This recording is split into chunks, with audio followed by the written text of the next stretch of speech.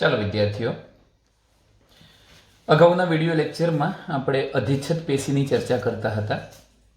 અધિચ્છદ પેશીના મુખ્ય બે પ્રકારો હતા.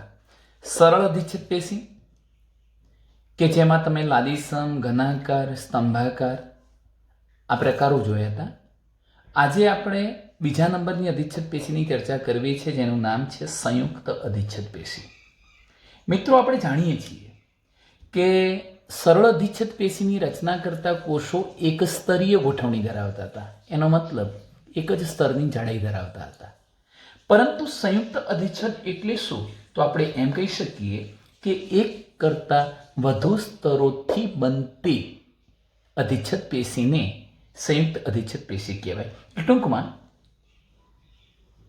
એક કરતાં વધુ સ્તરીય ગોઠવણી અથવા એક કરતાં વધુ સ્તરોની જાડાઈ ધરાવતી ગોઠવણી ધરાવતી અધિચ્છદ પેશીને સંયુક્ત અધિચ્છદ પેશી કહે છે. ફરીથી, સંયુક્ત અધિચ્છદ પેશી એટલે શું? તો સંયુક્ત અધિચ્છદ પેશી એટલે જે અધિચ્છદ પેશીની રચનામાં કોષો બહુસ્તરીય ગોઠવણી ધરાવતા હોય, એક કરતાં વધુ સ્તરોની ગોઠવણી ધરાવતા હોય અથવા એક કરતાં વધુ સ્તરીય જાડાઈ ધરાવતી હોય, એ અધિચ્છદ પેશીને સંયુક્ત અધિચ્છદ પેશી કહે છે. આપણે આકૃતિમાં સમજીશું, પણ એ પહેલા સર્વપ્રથમ આવી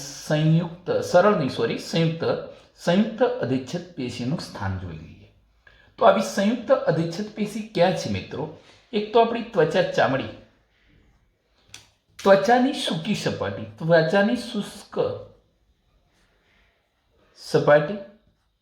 બીજા નંબરનો મુદ્દો આપણે લખીશું મુખ ગુહાની, આપણી જે મુખ ગુહા છે એ મુખ ગુહાની ભીની સપાટી, એટલે મિત્રો અંદરની સપાટી, ભીની સપાટી. કંઠનળી, લાળ ગ્રંથિ અને સ્વાદુપિંડ નલિકા, સ્વાદુરસનું વહન કરતી સ્વાદુપિંડ નલિકાઓની અંતઃ સપાટી એટલે અંદરની સપાટી પર આવેલી હોય છે.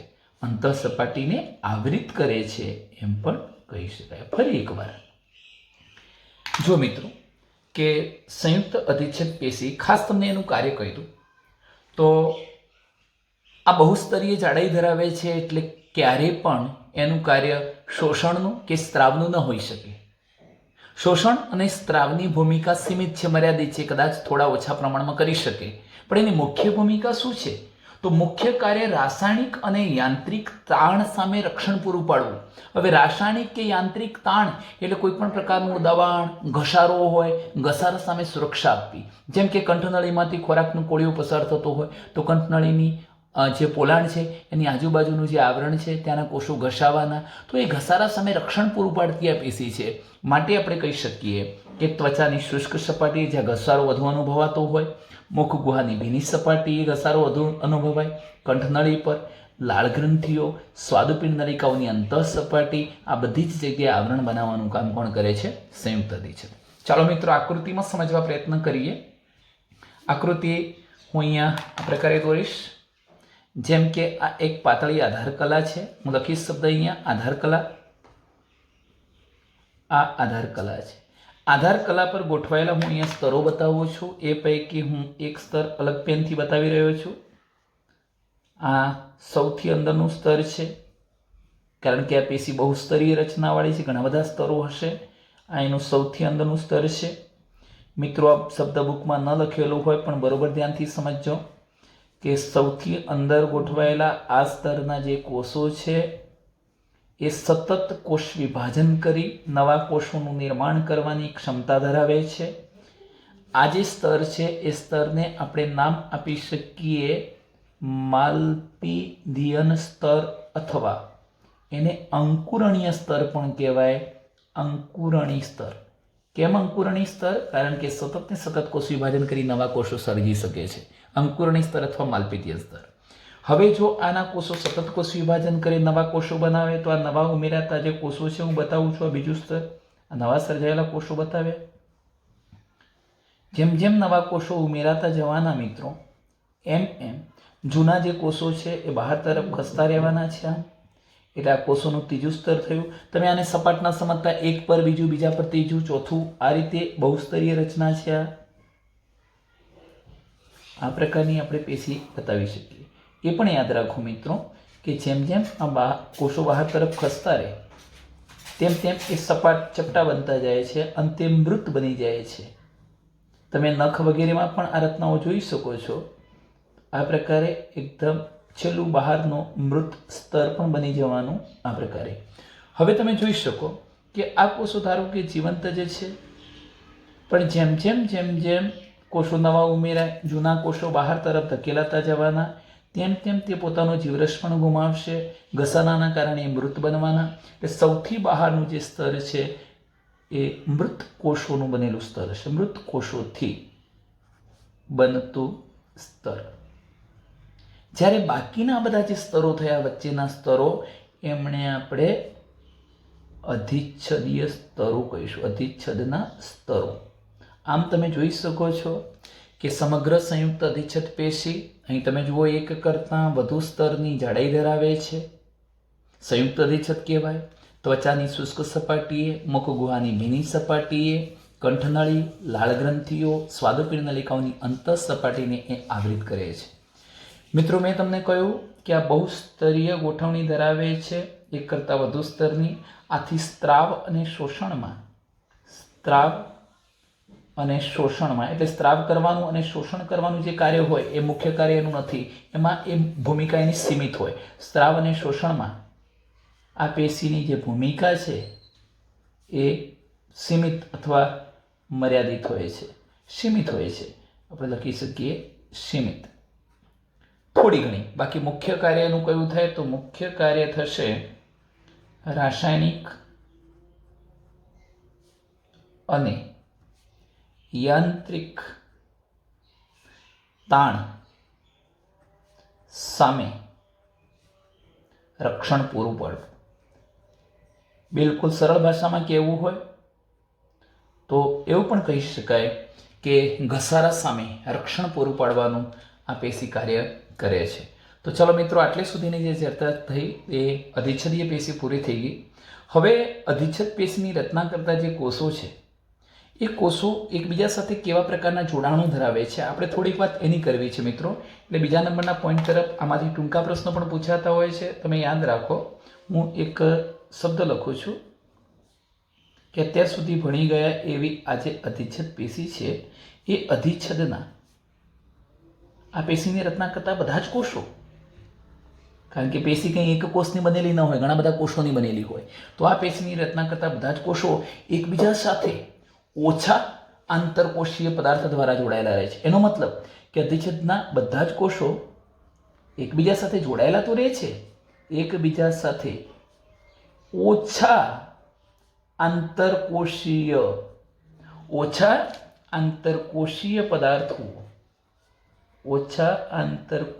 પદાર્થો દ્વારા જોડાયેલ રહે છે. આનો મતલબ એવો થયો મિત્રો કે આ આંતરકોષીય પદાર્થો એટલે શું? આધારક, એનું આંતરકોષીય દ્રવ્ય, જેમાં કોષો આવેલા હોય એવું આંતરકોષીય દ્રવ્ય. પણ અહીંયા એવું છે, મેં તમને પહેલા જ કહ્યું હતું કે કોષોની સંખ્યા વધુ છે અધિચ્છદ પેશીની રચનામાં, પણ એનું જે આંતરકોષીય દ્રવ્ય કે આધારક છે એ કેવું છે? ઓછું. તો આખું આંતરકોષીય દ્રવ્યમાં જે કોષો હતા એ એકબીજા સાથે જોડાયેલા હશે. હા, આંતરકોષીય દ્રવ્ય હોઈ શકે, પણ કેવું હશે? ઓછું. માટે લખ્યું છે અધિચ્છદના બધા જ કોષો એકબીજા સાથે ઓછા આંતરકોષીય પદાર્થો દ્વારા જોડાયેલા હોય છે. લગભગ બધી જ પ્રાણી પેશીઓમાં કોષોની અંદર વિશિષ્ટ જોડાણ જોવા મળશે. વ્યક્તિગત કોષોને એ જોડાણ શું કરશે? રચનાત્મક અને કાર્યાત્મક જોડાણ પૂરું પાડે છે. એટલે હું આ એક શબ્દ લખીશ અહીંયા કે લગભગ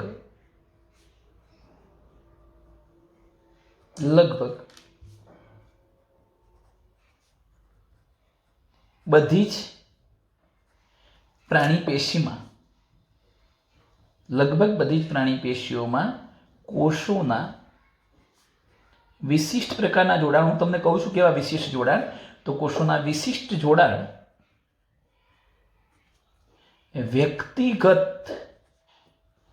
વ્યક્તિગત કોષોને, આનો મતલબ શું થશે મિત્રો? કોઈ એક પેશી છે તો પેશીની રચના કરતા કોષો તો હશે, તો ધારો કે 5 કોષો છે તો 5 કોષને આપણે વ્યક્તિગત કોષો કહી શકીએ. આ 5 કોષો ધારો કે લગભગ બધી જ પ્રાણી પેશીઓમાં કોષોના વિશિષ્ટ જોડાણ વ્યક્તિગત કોષોને શું પૂરું પાડે છે? રચનાત્મક અને કાર્યાત્મક જોડાણ પૂરું પાડે છે. શું અર્થ થશે જુઓ કે બધી જ પ્રાણી પેશીઓમાં, ખાસ કરીને અધિચ્છદ પેશીઓ હોય કે બીજી અન્ય પેશીઓ હોય, આ બધી પેશીઓમાં બે પાસપાસીના કોષો જોડાશે. હવે પાસપાસીના કોષો જોડાવાના કારણે તો પેશી બનવાની છે અને પરિણામે પેશી એક ચોક્કસ કાર્ય કરવાની છે. તો કાર્ય કરવા માટે કોષોને એકબીજા સાથે જોડવું કાર્યાત્મક જોડાણ, અને એના કારણે પેશીની રચના બનવાની છે. એટલે આપણે કહી શકીએ કે લગભગ બધી જ પ્રાણી પેશીઓમાં કોષોના વિશિષ્ટ પ્રકારના જોડાણ થાય છે. એના કારણે વ્યક્તિગત જે કોષો હતા, જુદા જુદા કોષો, એમને જોડાઈને પેશી બનવા માટે એટલે કે રચનાત્મક અને ચોક્કસ કાર્ય કરવા માટે એટલે ક્રિયાત્મક જોડાણ પૂરું પાડે છે. બે પાસપાસીના કોષોનું જોડાણ શું કરશે? પેશીની રચના કરતા વ્યક્તિગત કોષોને રચનાત્મક અને કાર્યાત્મક જોડાણ પૂરું પાડે છે. સાદી ભાષામાં કેવું હોય તો કોઈ પણ પેશીની રચનામાં જે કોષો આવેલા છે એકબીજા સાથે જોડાય છે. આ જોડાવાથી જ એ પેશીની રચના અને કાર્ય સંભવ બને છે. ચલો મિત્રો, અધિચ્છદ અને અન્ય પેશીઓમાં કેટલા પ્રકારના જોડાણ જોવા મળી શકે? તો અહીં જુઓ, અધિચ્છદીય પેશી અને અન્ય પેશીઓમાં મુખ્યત્વે 3 પ્રકારના જોડાણ જોવા મળે છે. આ 3 પ્રકારના જોડાણ કયા કયા છે? તો આ 3 પ્રકારના જોડાણોમાં હું લખું છું, જુઓ અહીં લખીશ કે પેશીઓમાં જોવા મળતા જોડાણ 3 પ્રકારના હોઈ શકે. કયા 3 પ્રકારના છે મિત્રો? 3 પ્રકારના જોડાણમાં હું પ્રથમ પ્રકાર લખું છું, પેશીની રચના કરતા કોષો વચ્ચે દ્રઢ જોડાણ જોવા મળે. બીજા નંબરનું જે જોડાણ છે એ અભિલગ્ન જોડાણ જોવા મળે, અને ત્રીજા પ્રકારનું જે જોડાણ છે એ અવકાશી જોડાણ જોવા મળે. અવકાશી જોડાણ. આમ 3 પ્રકારના જોડાણ જોવા મળે છે. હવે આ દ્રઢ જોડાણનું કાર્ય શું? પહેલા કાર્ય લખીશ, પછી આકૃતિમાં આપણે એને સમજીએ. પદાર્થને પેશીની બહાર નીકળતા અટકાવે છે. કોઈ પણ પદાર્થને પેશીની બહાર નીકળતા અટકાવે છે. કેવી રીતે જોઈશું અત્યારે. અભિલગ્ન જોડાણનું કાર્ય શું છે? કે જે પેશીમાં કોષો વચ્ચે અભિલગ્ન જોડાણ જોવા મળે છે એ પાસેના કોષોને એકબીજા સાથે જોડવાનું કામ કરે છે. ફક્ત જોડવાનું. પાસેના કોષોને એકબીજા સાથે જોડવાનું કાર્ય કરે છે. અને અવકાશી જોડાણ છે એ શું કરે છે? તો અવકાશી જોડાણનું કાર્ય છે મિત્રો, કોષોના કોષીય દ્રવ્યને એકબીજા સાથે જોડીને કોષોના કોષીય દ્રવ્યોને, કોષમાં જોવા મળતા જે દ્રવ્યો છે ને એકબીજા સાથે જોડીને કોનું વહન કરાવશે? તો આયનો લખું છું અહીંયા. આયનો, કેટલાક ધન ઋણ આયનો, એવા આયનો હોય, આયનો તથા નાના અણુઓ જે જરૂરી હોય કોષને એવા નાના અણુઓ, તેમજ કેટલીક વાર બૃહદ એટલે મોટા અણુઓ, બૃહદ અણુઓના તરત જ થતા સ્થળાંતરણ માટે, ત્વરિત સ્થળાંતરણ માટે અનુકૂળતા કરી આપે છે, અનુકૂળતા કરી આપે છે. ફરીથી જુઓ, ત્રણેય પ્રકારના તમને કાર્યો કહી દઈશ કે કોષોથી રચાતી જે પેશી છે એમાં ત્રણ પ્રકારના જોડાણ જોવા મળે છે. દ્રઢ જોડાણ, કોષો વચ્ચે દ્રઢ જોડાણ, કોષો વચ્ચે અભિલગ્ન જોડાણ અને કોષો વચ્ચે અવકાશી જોડાણ.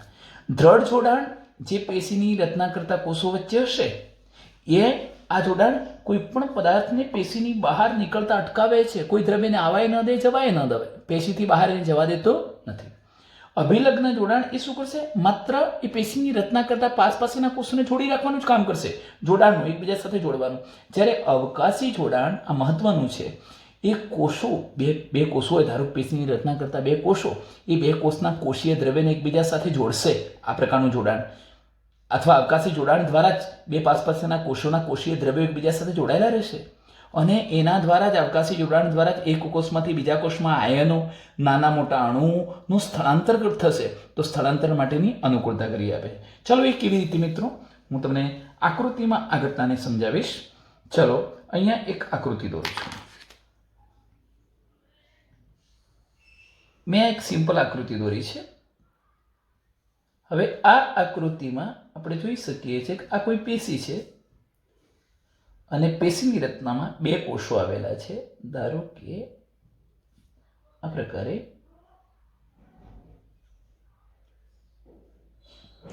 પ્રકારે એક અને આ બે કોષ આવેલા છે. હવે આ બે કોષો વચ્ચે આપણે જોડાણ બતાવવું છે. એના માટે હું અહીંયા એક ફિગર દોરું છું મિત્રો, આ રીતે. એટલે સુધીની મેં એક ફિગર દોરી છે આ રીતે. ધારો કે આ એક કોષ છે, આ બીજો કોષ છે. આ બે કોષ વચ્ચે આપણે જોડાણ જોવું છે.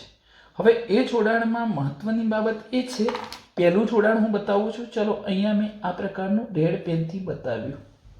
મેં અહીંયા પણ આ રીતે તમે જોઈ શકો છો, હું અહીં પણ બતાવી દઈશ થોડું.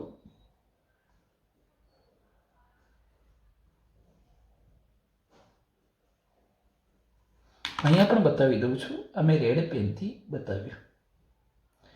આ જે જોડાણ છે, આ જોડાણ એ દ્રઢ જોડાણ છે. અહીંયા લખું છું સાઈડમાં,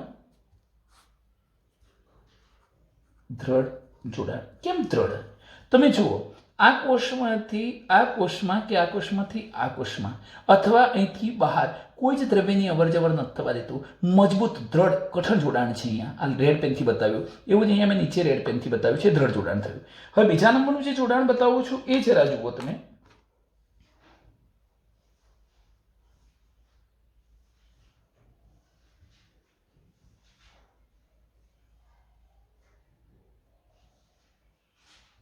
ચલો, અહીં તમે જુઓ છો કે બે પાસેના કોષો વચ્ચે, એક કોષ બીજો કોષ, એની વચ્ચે અવકાશ છે. તમે જોઈ શકો છો. તો આવા જોડાણને શું કહેવાય? અવકાશી જોડાણ કહેવાય. અને આ જોડાણના કારણે શું થાય છે મિત્રો?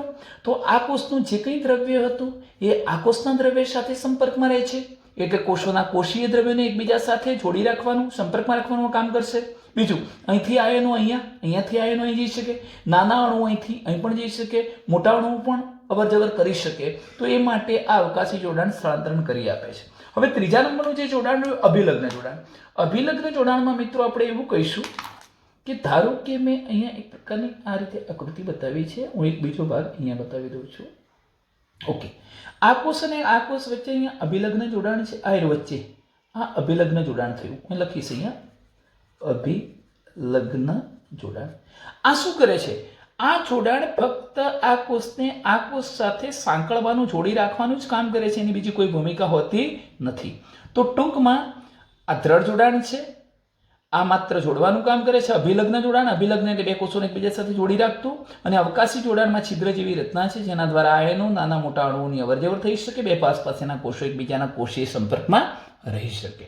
તો ચાલો મિત્રો, અધિચ્છદ પેશી અને અન્ય પેશીમાં આ પ્રકારના જોડાણોની રચના તમને જોવા મળી શકે. હવે આપણે જે ચર્ચા કરવી છે મિત્રો, એ અધિચ્છદીય પેશી પૂરી કરી. એના પછીની પેશી આવશે સંયોજક પેશી, બીજા નંબરની પેશી. સંયોજક પેશીની ચર્ચા કરવી છે. અહીં ધ્યાન રાખજો,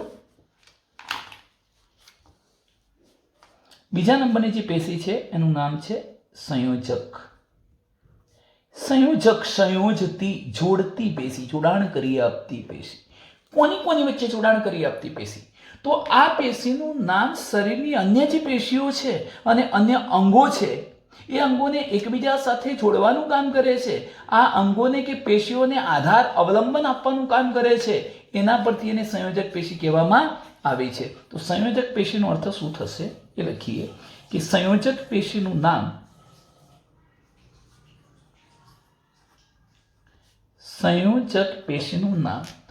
કોના પરથી આપવામાં આવ્યું? આ સંયોજક પેશી શું કરશે?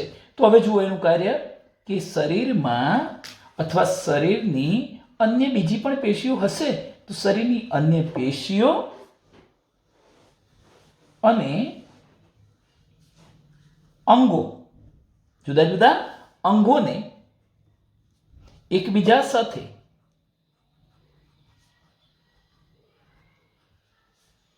સાંકળવાનું કે જોડવાનું કાર્ય કરે છે. માત્ર જોડવાનું જ નહીં, જોડવાનું તથા આધાર આપવાનું, એટલે જોડવા તથા અવલંબન, આધાર આપવાનું અવલંબનના આધારે અપાયું છે. ફરી જોઈ લો. ધારો કે મિત્રો કોઈક આ એક પેશી છે અને આ બીજી પેશી છે. આ એક નંબરની પેશી, આ બીજા નંબરની પેશી, એટલે બે ભિન્ન પેશી થઈ. એવી રીતે માની લો કે કોઈ આ એક અંગ છે શરીરનું. બધા જ અંગો કંઈ જોડે જોડે હોતા નથી મિત્રો. આ બીજું અંગ છે. તો ટૂંકમાં બે અંગ, બે કરતાં વધુ અંગ હોઈ શકે, કાં તો બે પેશી, બે કરતાં વધુ પેશી હોઈ શકે. એમની વચ્ચે આ જે ગેપ પડી, આ જગ્યા છે, આ જગ્યામાં પૂરણ કાર્ય કરી દેવું, એ જગ્યાને ભરી દેવી, એ જગ્યાને પૂરી દેવી, આ કામ કોણ કરે છે? સંયોજક પેશી કરે છે. તો સંયોજક પેશીનું નામ કોના આધારે આપવામાં આવ્યું છે? હવે બરોબર ધ્યાનથી સમજો. આ વચ્ચે દોરી લાલ પેનથી ધારો કે સંયોજક પેશી છે, તો હું એમ કહી શકું કે સંયોજક પેશીનું નામ શરીરની અન્ય જે પેશીઓ હતી એ કાં તો અન્ય જે અંગો હતા એ અંગોને કે પેશીઓને એકબીજા સાથે સાંકળવાનું, જોડવાનું કામ કરે છે, આધાર આપવાનું કામ કરે છે, જેથી એ પેશી કે અંગ ભેગા ન થઈ જાય. તેથી એને શું કહેવાય? સંયોજક પેશી કહે છે. બીજા નંબરનો મુદ્દો કે જટિલ પ્રાણીઓના શરીરમાં સંયોજક પેશી વિસ્તૃત રીતે મોટા પ્રમાણમાં ફેલાયેલી છે. ઓછા પ્રમાણમાં નથી, વધુ પ્રમાણમાં છે. એટલે જટિલ પ્રાણીઓના શરીરમાં સંયોજક પેશી મોટા પ્રમાણમાં વિસ્તૃત રૂપે ફેલાયેલી છે. ઓછા પ્રમાણમાં નથી હોતી. જટિલ સજીવો આપણા બધામાં વધુ પ્રમાણમાં એ શરીરની અંદર ફેલાયેલી જોવા મળે છે. હવે મેં ગઈકાલે ચાર્ટમાં તમને કહ્યું હતું સંયોજક પેશીના આપણે પ્રકારોની ચર્ચા કરવી છે. આ સંયોજક પેશી એકવાર ફરી એનો આછો ખ્યાલ મેળવી લઈએ. સંયોજક પેશીને આપણે મુખ્યત્વે 3 પ્રકારમાં વિભાજિત કરી ચૂક્યા છીએ. એક છે શિથિલ સંયોજક પેશી, બીજી છે સઘન સંયોજક પેશી અને ત્રીજી છે વિશિષ્ટ સંયોજક પેશી. એમાંય મેં તમને કહ્યું હતું કે આ શિથિલ સંયોજક પેશી છે એના 2 પ્રકાર હતા. તંતુ ઘટક, આ તંતુ ઘટક માત્ર આજે આપણે આટલી તંતુ ઘટક જ ભણીશું, અને બીજી હતી મેદપૂર્ણ. એમ આ 2 શિથિલ સંયોજક પેશી. આપણે જો સઘન સંયોજક પેશીની વાત કરીએ છીએ તો સઘન સંયોજક પેશીના આપણે અગાઉ 2 પ્રકાર પાડી ચૂક્યા છીએ. સઘન નિયમિત અને સઘન અનિયમિત. સઘન નિયમિતમાં કોનો સમાવેશ થાય છે? કારણ કે સઘન અનિયમિતના તો પ્રકાર નથી, પણ સઘન નિયમિતમાં એક સ્નાયુબંધ નામે ઓળખાતી પેશી સંયોજક પેશી અને બીજી છે અસ્થિબંધ તરીકે ઓળખાતી સંયોજક પેશીનો સમાવેશ થાય છે. જ્યારે વિશિષ્ટ સંયોજક પેશીની વાત કરું તો એવી 3 પેશીઓ છે કે જેમાં એક છે કાસ્થિ, બીજી છે અસ્થિ અને ત્રીજી પ્રવાહી સંયોજક પેશી રુધિર. આ ત્રણેયને આપણે શું કહીશું? વિશિષ્ટ સંયોજક પેશી. ચલો મિત્રો, એમાં આપણે શિથિલ સંયોજક પેશી તરીકે તંતુ ઘટક જોવાનું છે. પણ એ પહેલા હું આ તમામ જે સંયોજક પેશી છે એના કેટલાક કોમન લક્ષણોની વાત કરું છું. સંયોજક પેશીની લાક્ષણિકતા શું હોઈ શકે? ચલો, તો અહીંયા એક શબ્દ લખીશ કે રુધિર સિવાયની, એટલે આ રુધિર સિવાયની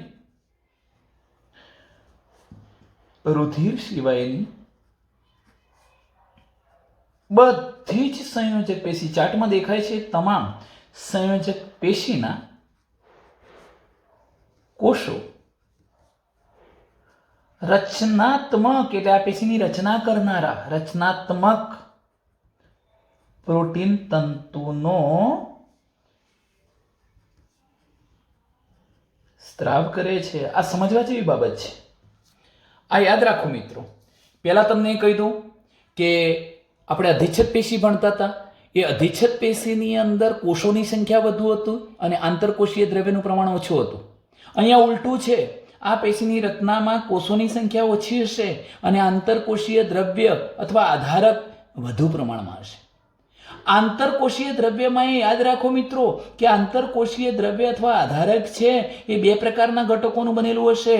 એકમાં પ્રવાહી અર્ધ તરલ પ્રવાહી જેવો ભાગ છે અને બીજો થોડો એનો જે ભાગ છે એમાં તંતુ આવેલા છે બે પ્રકારના, કોલાજન અને ઇલાસ્ટિન. કોલાજન અને ઇલાસ્ટિન. પણ યાદ રાખો આ તંતુઓને પણ આધારક જ કહેવાય. હવે આ જે તંતુઓનું બનેલું જે આધારક હતું એ આધારક એટલે કોલાજન અને ઇલાસ્ટિન પ્રોટીનનું નિર્માણ કોણ કરે છે? આ જ પેશીની રચના કરતા કોષો. આ સૌથી મહત્વનું લક્ષણ છે આ પેશીનું કે સંયોજક પેશીમાં જે આધારક આંતરકોષીય દ્રવ્ય જોવા મળે છે એ આ જ પેશીની રચના કરતા કોષો દ્વારા ઉત્પન્ન થાય છે. અને માટે લખ્યું છે. હા, રુધિરમાં એવું નથી થતું કારણ કે રુધિરમાં રક્તકણ, શ્વેતકણ અને ત્રાકકણ એ રુધિરરસ દ્વારા ઉત્પન્ન નથી થતા મિત્રો. અથવા રુધિરરસ જે હતું એ પેલા રક્તકણ, શ્વેતકણ અને ત્રાકકણ જેવા કોષો દ્વારા ઉત્પન્ન થતું નથી. પણ રુધિર સિવાયની બાકીની બધી જ સંયોજક પેશીનો એક મહત્વનો ગુણધર્મ એ છે કે રુધિર સિવાયની તમામ સંયોજક પેશીના કોષોમાં રચનાત્મક આ પેશીની રચના કરે એવું પ્રોટીન તંતુઓનું બનેલું જે આધારક હતું એનો સ્ત્રાવ કોણ કરે છે? આ સંયોજક પેશીની રચના કરતા અન્ય કોષો જ એનો સ્ત્રાવ કરે છે. કેવી રીતે હું તમને સમજાવું છું. ચાલો, અને એ જે તંતુઓ હતા એ તંતુઓને આપણે શું કહીશું? જેને મેં શબ્દ તમને કહ્યો તો મિત્રો કોલાજન પણ કહેવાય. અને બીજા જે તંતુઓ છે અથવા કરીને હું લખું છું કાં તો કોલાજન તંતુ ઉત્પન્ન કરશે કાં તો ઇલાસ્ટિન તંતુ ઉત્પન્ન કરે છે. એને આપણે કોલાજન કે ઇલાસ્ટિન કહીશું. આ પેશીના કોષો દ્વારા મેં ત્યારે કહ્યું તમને કે આ પેશીની રચના કરતા કોષો દ્વારા આંતરકોષીય દ્રવ્ય આધારક, કૌંસમાં લખું છું આધારક, નો સ્ત્રાવ થાય છે. મિત્રો અહીં જુઓ આ શું કહેવા માંગે છે. એક ઉદાહરણથી સમજાવું કે મારી જોડે આ કોઈ એક સંયોજક પેશી છે. આ સંયોજક પેશી છે. હવે સંયોજક પેશીમાં આ બધું એનું આંતરકોષીય દ્રવ્ય આધારક છે અને આધારકમાં આવો પ્રવાહી ભાગ તો હોય જ મિત્રો, પણ આવા તંતુઓ પણ હોય. આ પ્રકારના બધા તંતુઓ પણ હોય. હવે હું શું કહેવા માંગુ છું કે આ તંતુઓ પણ કોનો ભાગ છે? આધારકનો જ ભાગ છે, આંતરકોષીય દ્રવ્યનો જ ભાગ છે. એટલે અત્યારે બધું મેં આંતરકોષીય દ્રવ્ય બતાવ્યું. એ આંતરકોષીય દ્રવ્ય શામાંથી બન્યું? ધારો કે આ કોઈ એક કોષ છે, બીજો કોષ છે, ત્રીજો કોષ છે, ચોથો, પાંચમો. તમે જુઓ કોષોની સાપેક્ષમાં આ જે આંતરકોષીય દ્રવ્ય હતું એ વધુ પ્રમાણમાં છે, આધારક વધુ પ્રમાણમાં છે. આ પેશીનું મહત્વનું લક્ષણ છે કે સંયોજક પેશીમાં એની રચના કરતા જે કોષો હતા, પેશીની રચના કરતા કોષો, એના કરતાં એનું આધારક વધુ છે, આંતરકોષીય દ્રવ્ય વધુ. અને બીજું કે આ બધું જ આંતરકોષીય દ્રવ્ય છે તંતુઓ સ્વરૂપનું અને આ પ્રવાહી સ્વરૂપનું, આ બધું જ આંતરકોષીય દ્રવ્ય શામાંથી બને છે? આ પેશીની રચના કરતા કોષોમાંથી જ બને છે. જો કે એવા કોષોને આપણે સ્પેશિયલ નામ આપવાના છે તંતુ કોષો, હું તમને સમજાવીશ. તો આ પેશીની રચના કરતા કોષો દ્વારા જ એનું આંતરકોષીય દ્રવ્ય આખું આધારક બનેલું હોય છે. એમાં તંતુઓ પણ આવી ગયા, પ્રવાહી આધારક પણ આવી ગયો મિત્રો. આ તંતુઓ શું કામ કરે છે? આ કોલાજન અને ઇલાસ્ટિન બતાવીશ મોટી આકૃતિમાં. તો આ તંતુઓનું કાર્ય શું છે? આ તંતુઓ પેશીને મજબૂતાઈ આપે છે, સ્થિતિસ્થાપકતા. પેશીને માની લો ખેંચાણ આવે તો મૂળ સ્થિતિ પ્રાપ્ત કરી લે, ધારો કે સંકોચન હોય તો મૂળ સ્થિતિ પ્રાપ્ત કરી લે. આ ઉપરાંત લચકતા, લચીલાપણું, એટલે એને કોઈ પણ પ્રકારનું નુકસાન થવા દેતી નથી. એટલે આ તંતુઓ શું કરે છે? જે બે પ્રકારના તંતુઓ હતા, કયા કયા? કોલાજન અને ઇલાસ્ટિન. આ બે પ્રકારના તંતુઓ. આ તંતુઓ આ સંયોજક પેશીને મજબૂતાઈ તો આપે જ છે, મજબૂતાઈ. બીજા નંબરનો મુદ્દો સ્થિતિ સ્થાપકતા પૂરી પાડે છે અને ત્રીજા નંબરનો મુદ્દો મેં તમને કયો, લચીલાપણું પણ પ્રદાન કરે છે. આ ટૂંકો પ્રશ્ન થાય કે સંયોજક પેશીમાં જોવા મળતી મજબૂતાઈ, સ્થિતિસ્થાપકતા અને લચીલાપણા માટે કોણ જવાબદાર છે? તો સંયોજક પેશીની રચના કરતા કોષોમાંથી ઉત્પન્ન થતું આંતરકોષીય દ્રવ્ય, ખાસ કરીને તંતુઓ, કોલાજન અને ઇલાસ્ટિન એના માટે જવાબદાર હોય છે. ચલો મિત્રો, આ કોષો, હવે જરા એક બીજી બાબત પણ આપણે યાદ રાખીશું કે આ પેશીની રચના કરતા જે કોષો હતા એમણે શું ઉત્પન્ન કર્યું? આ તંતુઓ તો ઉત્પન્ન કર્યા, કોલાજન અને ઇલાસ્ટિન. કોલાજન અને ઇલાસ્ટિન વચ્ચે શું ફેર છે હું તમને સમજાવું છું, પણ આ તંતુઓ તો ઉત્પન્ન કર્યા, આધારક તો ઉત્પન્ન કર્યું.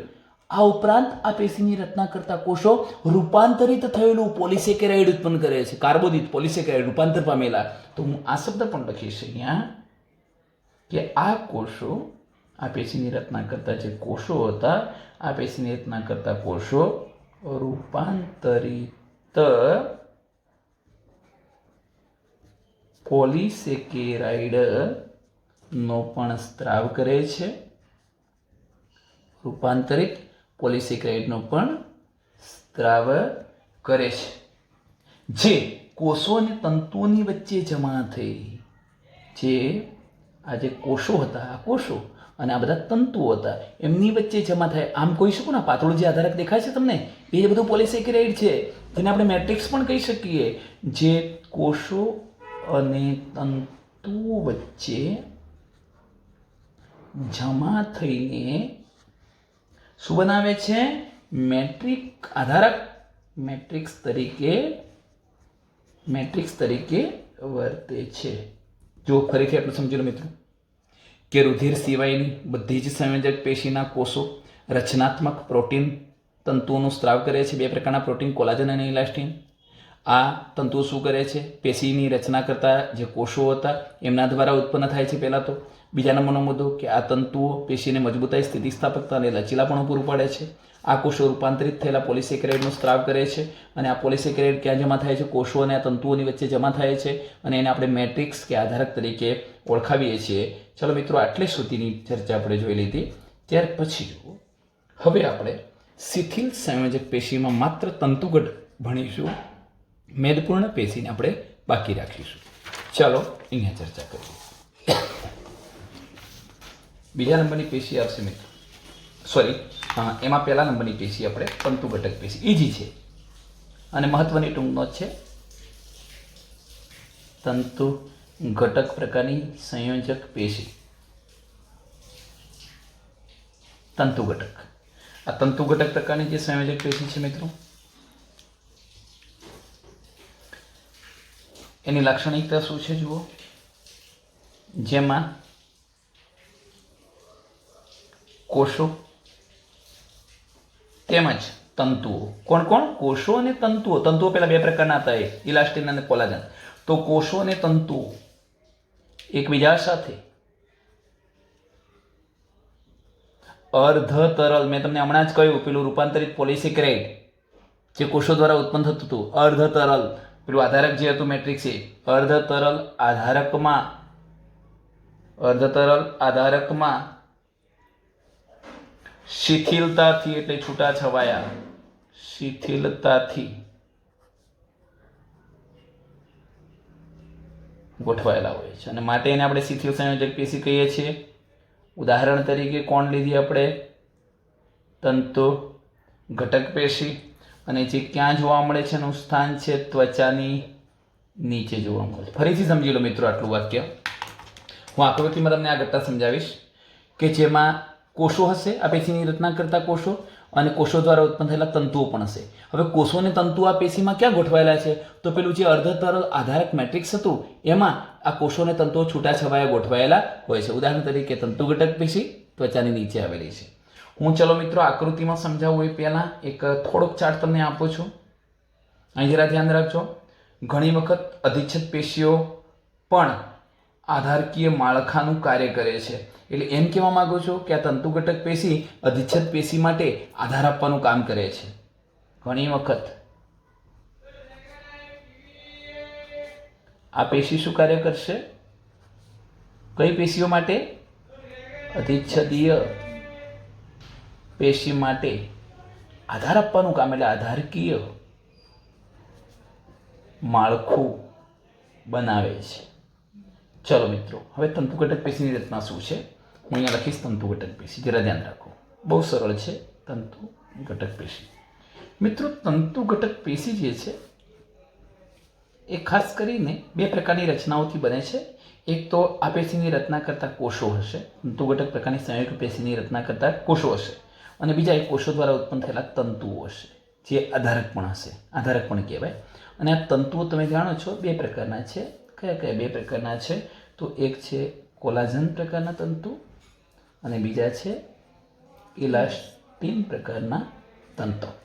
જ્યારે આ પેશીની રચના કરતા જે કોષો છે મિત્રો, એ કોષો પણ ત્રણ પ્રકારના છે. કયા કયા ત્રણ પ્રકારના છે? એક હું તંતુ કોષો કહીશ. તંતુ કોષો કેમ કહ્યું હશે એ પણ તમને કહી દઉં. મેં તમને પહેલા કહ્યું કે આ તંતુઓ જે છે આ જ પેશીની રચના કરતા કોષોમાંથી બને છે. પણ કોષો પૈકી જે કોષો આ બે પ્રકારના તંતુઓ બનાવશે, કોલાજન અને ઇલાસ્ટિન બનાવશે, એવા કોષોને શું કહીશું? તંતુ કોષો. બીજા જે કોષો છે એને આપણે બૃહદ કોષો કહીશું. બૃહદ અથવા એને ભક્ષક કોષો પણ કહેવાય. શું કહેવાય? ભક્ષક કોષો. અને ત્રીજા પ્રકારના માસ્ટ સેલ, માસ્ટ કોષ, હિપેરિન, હિસ્ટેમાઇન જેવા ઘટકો ઉત્પન્ન કરે માસ્ટ કોષો. ચલો મિત્રો, હવે આપણે રચના જોવી છે.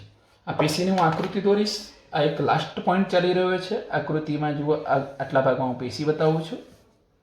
એની અંદર તમે આટલી બાબત વિચારો કે આ મેં તમને કહ્યું હતું રૂપાંતરિત પોલિસેકેરાઇડનું બનેલું મેટ્રિક્સ. જો કે આ રૂપાંતરિત પોલિસેકેરાઇડનું બનેલું મેટ્રિક્સ પણ કોણે ઉત્પન્ન કર્યું હશે? આ જ પેશીની રચના કરતા કોષોએ. તો કોષો દ્વારા ઉત્પન્ન થયેલું આધારક તો થયું, પણ આ પોલિસેકેરાઇડ દ્રવ્યનું બનેલું અર્ધ તરલ આધારક તો છે, એની સાથે સાથે મિત્રો તંતુઓ પણ જોવા મળે છે. આ તંતુઓ ક્યાંથી ઉત્પન્ન થયા એ પણ હું તમને બતાવીશ. તંતુઓ બે પ્રકારના છે. જો મિત્રો, એક પ્રકારના તંતુઓ હું આ રીતે બતાવું છું, તરંગિત સમૂહમાં ગોઠવાયેલા. જો આ બીજો, આ ત્રીજો, આમ સમૂહમાં ગોઠવણી ધરાવતા તરંગિત, અશાખિત, શાખાઓ નથી, આવા જે તંતુ થયા એને હું કોલાજન તંતુ કહીશ, અથવા એને શ્વેત તંતુઓ પણ કહેવાય. સફેદ રંગના છે શ્વેત તંતુ. એવી જ રીતે હું જો આકૃતિમાં બતાવું છું બીજા બધા તંતુઓ પણ. આ તંતુ મેં જે બતાવે પણ એના જેવી જ રચના છે, એટલે તમે કહી શકશો કે સાહેબ આ પણ કોલાજન તંતુઓ જે છે, અથવા સફેદ તંતુઓ, શ્વેત તંતુઓ છે, સફેદ રંગના છે. હજુ આકૃતિમાં આપણે આ ભાગ બતાવીએ, પોષણ બતાવીએ છીએ. આ પણ જે રચના મેં બતાવી છે શું છે? શ્વેત તંતુ, સફેદ તંતુ, કોલાજન તંતુ છે. ટૂંકમાં તંતુઓ થયા. અહીં આની વાત કરું છું, કોલાજન તંતુઓ. તફાવતનો મુદ્દો પણ હું તમને કહીશ, જરા અહીં ધ્યાન રાખો. ચલો, આ તંતુઓ શ્વેત તંતુ, કોલાજન તંતુ થયા. હું એ બીજા નંબરના જે તંતુઓ બતાવું છું અલગ પેનથી બતાવવાનો પ્રયત્ન કરું છું. મેં અહીંથી આ એક લીટી દોરી છે, પાછી આ એની શાખા બતાવી છે, અહીં શાખા બતાવી, પાછો આ તંતુ બતાવ્યો, અહીંયા પણ એની શાખા બતાવી. તમે જોઈ શકો છો આ શાખિત દેખાય છે. તમને કેવા દેખાય છે? શાખિત. તો આ જે બધા શાખિત તંતુઓ છે, પાતળા છે, એ છે પિત્ત તંતુ, પીળા તંતુઓ. પીળા તંતુઓ પણ કહેવાય. અને કયા દ્રવ્યના બનેલા છે? ઇલાસ્ટિન. કેમ ઇલાસ્ટિન મિત્રો? એ પણ હું તમને કહીશ, જરા સાંભળો. પહેલા તો એકવાર આપણે બધા કોષો બતાવી દઈએ. મેં કોલાજન તંતુઓ બતાવી દીધા, પછી આ લાલ પેનથી બતાવ્યા છે શાખિત, એકાકી, એકલા છે એવા ઇલાસ્ટિન તંતુ બતાવી દીધા. હવે હું પહેલા કોષો બતાવી દઉં તમને. મારે ત્રણ પ્રકારના કોષો બતાવ્યા છે. એમાં હું પહેલા બતાવું છું તંતુ કોષો. ધારો કે મિત્રો હું અહીંથી આમ કરીને આ તંતુ કોષ બતાવું છું. આ મેં તંતુ કોષ બતાવ્યો. અહીંથી આ તંતુ કોષને આ પ્રકારે આમ બતાવું છું. હવે હું એને થોડુંક ડોટેડ બતાવી દઉં, તમને ખબર પડી જાય કે આ જે રચના મેં બતાવી છે એવા ઘણા બધા હશે, મેં એક જ બતાવ્યો છે. આને હું તંતુ કોષ નામ આપું છું. તંતુ કોષ. એનું કાર્ય શું છે પછી જોઈએ. આ તંતુ કોષ. ચલો મિત્રો, બીજા નંબરનો જે હું કોષ બતાવું છું એને બ્લેક પેનથી બતાવવા પ્રયત્ન કરું છું.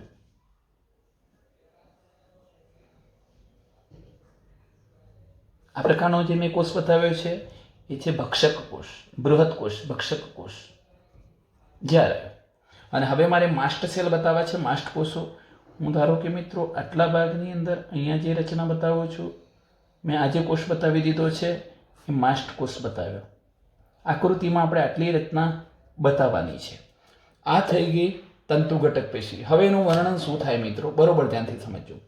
તંતુ ઘટક પેશી મુખ્યત્વે 3 પ્રકારના કોષોથી બનેલી છે: તંતુકોષો, બૃહદકોષ અને માસ્ટકોષ. તંતુકોષ, બૃહદકોષ અને માસ્ટકોષ.